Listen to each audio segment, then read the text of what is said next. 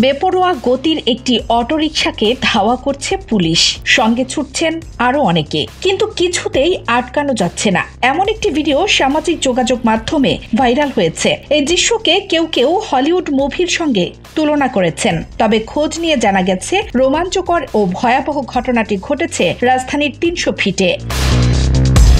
Video ফুটেজে দেখা যায় এক পুলিশ সদস্যকে নিয়ে বেপরোয়া গতিতে পালিয়ে যাচ্ছে একটি ব্যাটারি চালিত অটোরিকশা। পেছন থেকে ধাওয়া করছে কয়েকটি মোটরসাইকেল। রীতিমতো সিনেমার অ্যাকশন দৃশ্যকেও হার মানানো এই ঘটনায় জনমনে চাঞ্চল্যের সৃষ্টি হয়েছে।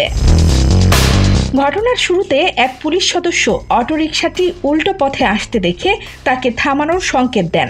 একই সময়ে এক ব্যক্তি এসে জানান ওই অটোরিকশা চালক তার প্রাইভেট কারে ধাক্কা দিয়েছেন। পুলিশের একজন কনস্টেবল ওই অটোরিকশায় উঠে চালককে থামাতে গেলে চালক হঠাৎ গতি বাড়িয়ে দেন, সঙ্গে করে নিয়ে যান ওই পুলিশ সদস্যকে। বিপদ বুঝে আর দেরি না করে ওই অটোরিকশাকে ধাওয়া শুরু হয়।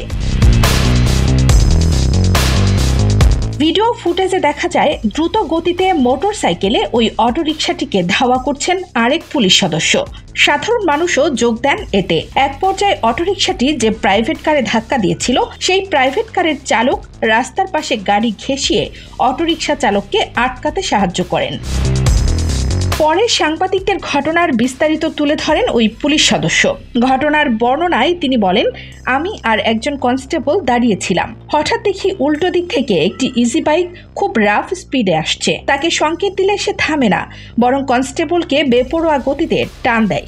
এরপর আমি ও প্রাইভেট কার চালক একসঙ্গে তাকে ধাওয়া করি। আরো অনেকে অটোরিকশাটিকে থামানোর চেষ্টা করে। ৩০০ ফিট এলাকায় গিয়ে তাকে আটকাতে সক্ষম হই। ঘটনার সময় উত্তেজিত জনতা চালককে মারধরের চেষ্টা করে, তবে পুলিশ সদস্য জানান লোকজন এক্সাইটেড ছিল ঠিকই, কিন্তু আমি তাকে হেফাজতে নেই এবং মারধর করতে দেইনি। পরে খিলক্ষেত থানা থেকে একজন সাব ইন্সপেক্টর আসেন, ওনার কাছে অটোরিকশা চালককে সোপর্দ করি।